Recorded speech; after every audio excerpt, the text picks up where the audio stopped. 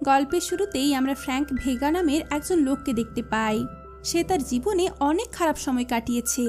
সে অনেক দিন ধরে ভিয়েতনামের ভয়ঙ্কর যুদ্ধে লড়াই করেছে। সেখানকার অবস্থায় বেঁচে থাকা কোনো ছোট ব্যাপার ছিল না। এরপর একদিন সে নিশ্চিন্তে একটা বাসে করে কোথাও যাচ্ছিল। তখনই হঠাৎ করে ওই বাসে দুজন লোফার লোক উঠে পড়ে আর সেখানে বদমাইশি করতে শুরু করে। তাদের দেখে ফ্র্যাঙ্কের ছোটবেলার কথা মনে পড়ে যায়, যখন সে তার পরিবারের সাথে সুখে শান্তিতে বাস করত। সে যখন বড় হয় তখন সে একটা মেয়েকে ভালোবাসত। সে তার গার্লফ্রেন্ডকে কথা দিয়েছিল যুদ্ধ করে ফেরার পরেই সে তার গার্লফ্রেন্ডকে বিয়ে করবে, কিন্তু দুর্ভাগ্যবশত ফ্র্যাঙ্ককে 10 বছর ভিয়েতনামে থাকতে হয়। এরপর সে যখন ফিরে আসে তখন জানতে পারে তার গার্লফ্রেন্ড অন্য একটা ছেলেকে বিয়ে করে নিয়েছে, তার দুটো বাচ্চাও আছে। এটা দেখে ফ্র্যাঙ্কের মনটা ভেঙে যায় আর তারপর থেকেই সে হতাশাগ্রস্তভাবে তার জীবন কাটাতে থাকে। ফ্র্যাঙ্কের কাছে যেহেতু সেনাবাহিনীর ট্রেনিং করা ছিল, এই জন্য সে পুলিশে যাওয়ার কথা ভাবে, কিন্তু কোনো কারণে সে পুলিশের চাকরিটাও পায় না। এরপর সে অন্য জায়গাতেও চাকরির খোঁজ করে, কিন্তু প্রত্যেকবার সে ব্যর্থ হয়। শেষ পর্যন্ত তাকে হটডগের ঠেলা করে তার জীবন কাটাতে হয়। এভাবেই পরিশ্রম করতে করতে অনেক বছর কেটে যায়। একদিন শহরে একটা নতুন আর সুন্দর হটডগের ট্রাক আসে। এর ফলে ফ্র্যাঙ্কের ব্যবসাটা বসে যায়। তার সব কাস্টমাররা ওই সুন্দর হটডগের ট্রাক থেকেই হটডগ কিনতে থাকে। এখন তার কাছে কোনো চাকরিও ছিল না, তাই সে এদিকে ওদিকে ঘুরে বেড়াতো। বর্তমানে বাসের মধ্যে ওই লোফার লোকগুলো একটা বুড়ো লোককে বিরক্ত করতে থাকে।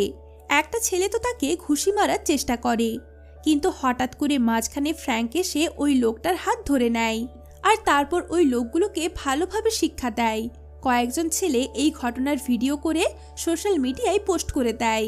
কয়েক মুহূর্তের মধ্যেই ফ্রান্স তার এই বাহাদুরির কারণে সারা সোশ্যাল মিডিয়াতে ফেমাস হয়ে যায়। সবাই তাকে ব্যাডঅ্যাস নামে ডাকতে থাকে। কয়েকজন লোক তো তার নামে টি-শার্ট আর পেন্টিংও বানাতে থাকে। শুধু এটাই নয়, ফ্র্যাঙ্ক আর তার মাকে একটা টক শোতেও ডাকা হয়। সেখানে এত বছর পরে তার যোগ্য অধিকার দেওয়া হয়, কিন্তু দুর্ভাগ্যবশত 3 মাস পরেই তার মা মারা যায়। এখন ফ্র্যাঙ্ক একাই তার মায়ের বাড়িতে থাকে। সেখানে তার একটা কুকুরও ছিল। একদিন ফ্র্যাঙ্কের বন্ধু ওয়াশিংটন তার সাথে দেখা করতে আসে। সে ফ্র্যাঙ্ককে একটা পেন ড্রাইভ দিয়ে বলে এটা তার মায়ের লকারে যেন রেখে দেয়। ফ্র্যাঙ্ক জানতো না এই পেন ড্রাইভে কি আছে, কিন্তু সে ওয়াশিংটনের বলাতে ওই পেন ড্রাইভটা তার মায়ের লকারে রেখে দেয়। ফ্র্যাঙ্ক একদম একা ছিল, এই জন্য ওয়াশিংটন ফ্র্যাঙ্কের বাড়িতেই থাকতে শুরু করে। একদিন রাত্রে ওয়াশিংটন সিগারেট কিনতে বাইরে যায়। সেখানে হঠাৎ করে সেবেস্টিয়ান আর টেরেন্স নামের দুজন গুন্ডা তার কাছে এসে ওই পেন ড্রাইভটা খুঁজতে থাকে। ওয়াশিংটন তাদের বলে আমার কাছে কোনো পেন ড্রাইভ নেই। এটা শুনে ওই গুন্ডারা তার মাথায় বন্দুক তাক করে। এতে ওয়াশিংটন বলে তার কাছে পেন ড্রাইভটা নেই।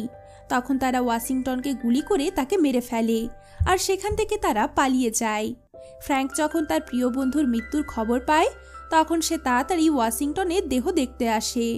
এই ঘটনাতে সে অনেক বড় একটা আঘাত পায় আর সে পুলিশকে খুব তাড়াতাড়ি দোষীকে খুঁজে বের করতে বলে। একদিন রাত্রে ফ্র্যাঙ্কের এক পুলিশ বন্ধু মালার্ক ফ্র্যাঙ্কের সাথে দেখা করতে আসে। মালার্ক তাকে ভরসা দেয় পুলিশের টিম ওয়াশিংটনের খুনিকে ধরার পুরো দমে চেষ্টা করে যাচ্ছে, কিন্তু পরে যখন সে খবর দেখছিল তখন সে দেখতে পায় পুলিশ বাকি সব কেসগুলো খুব তাড়াতাড়ি সমাধান করে দিচ্ছিল। এটা দেখে তার অনেক রাগ হয়, কারণ পুলিশ তার বন্ধুর মৃত্যুর কেসে হাতই দেয়নি। শেষ পর্যন্ত ফ্র্যাঙ্ক এই মামলাটা নিজের হাতে নিয়ে অপরাধীকে খোঁজার সিদ্ধান্ত নেয়। সবার প্রথমে সে ওই গলিতে পৌঁছায় যেখানে ওয়াশিংটনকে মারা হয়েছিল। খোঁজাখুঁজি করার পরে সে সেখানে কিছু খালি বুলেট আর লকেট দেখতে পায়, যেটাতে একটা মহিলার ছবি ছিল। ফ্র্যাঙ্ক ভাবে এটা কোনো ক্লু হতে পারে, এই জন্য সে ওই লকেটটা জিনিস কেনাবেচার দোকানে নিয়ে যায়। দোকানদার বলে এই লকেটটা টেরেন্স নামের একটা লোকের, আর লকেটে যে ছবিটা আছে সেটা তার স্ত্রী। ফ্র্যাঙ্ক যখন টেরেন্সের ঠিকানা জানতে পারে তখন সে সোজা তার বাড়িতে পৌঁছে যায়, কিন্তু টেরেন্স বাড়িতে ছিল না। তার স্ত্রী তাকে বলে টেরেন্স 1 সপ্তাহ ধরে বাড়িতে নেই। ফ্র্যাঙ্ক তাকে তার লকেটটা ফিরিয়ে দেয় আর জিজ্ঞেস করে টেরেন্স কবে বাড়ি ফিরবে। টেরেন্সের স্ত্রী বলে টেরেন্স একটা পার্কে প্রায় সময় তার বন্ধুদের সাথে বাস্কেটবল খেলতে থাকে। ফ্র্যাঙ্ক তাড়াতাড়ি ওই পার্কে যায় যেখানে অনেকজন লোক বাস্কেটবল খেলছিল। ফ্র্যাঙ্ক ওই লোকগুলোর কাছে টেরেন্সের কথা জিজ্ঞেস করলে ওই লোকগুলো ভালোভাবে কথা বলার বদলে ফ্র্যাঙ্ককে নিয়ে মজা করতে থাকে।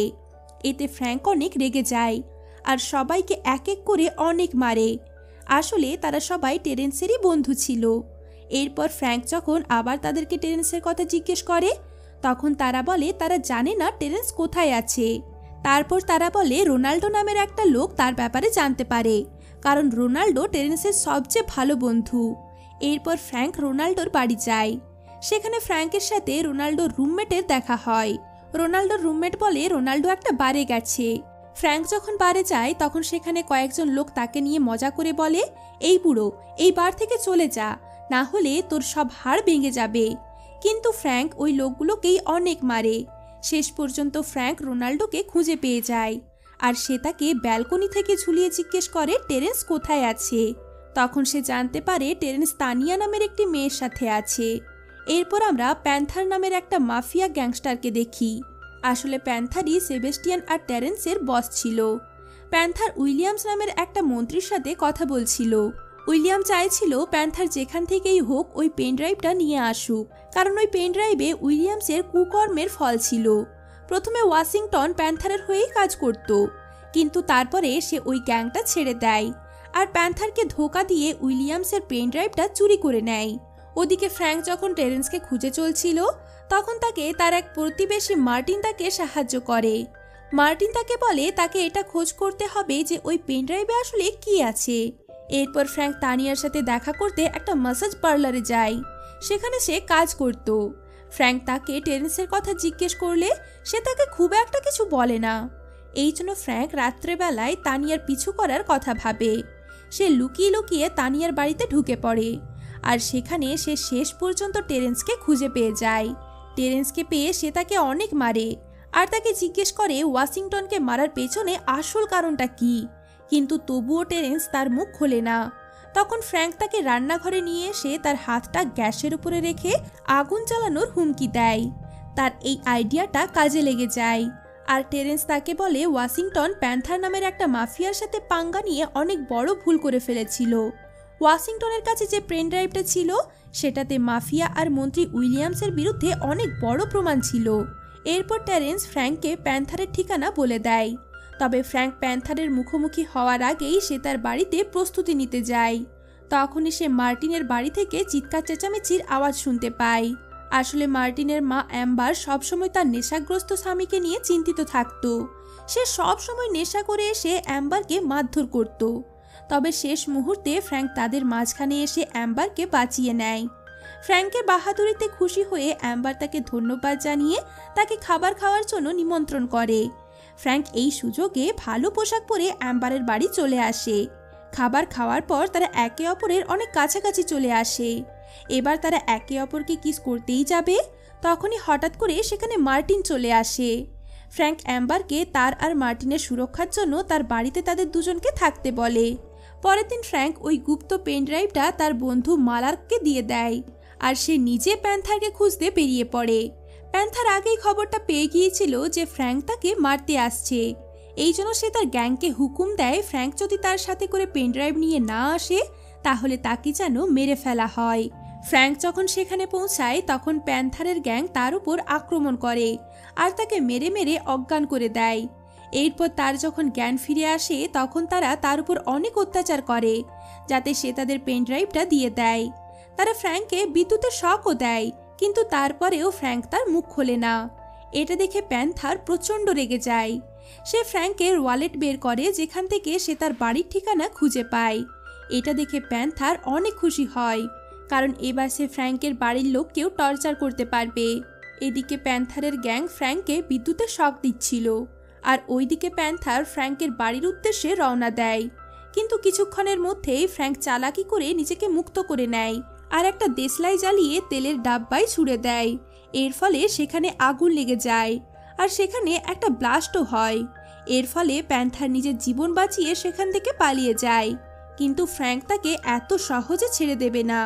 তারা দুজন দৌড়াতে দৌড়াতে একটা বাসে উঠে পড়ে আর নিজেরাই বাস চালিয়ে পিছু করতে থাকে। শেষ পর্যন্ত দুটো বাসের ধাক্কা লেগে যায়, কিন্তু তবুও ফ্র্যাঙ্ক থেমে থাকে না। সে প্যান্থারের পেছনে দৌড়াতে থাকে।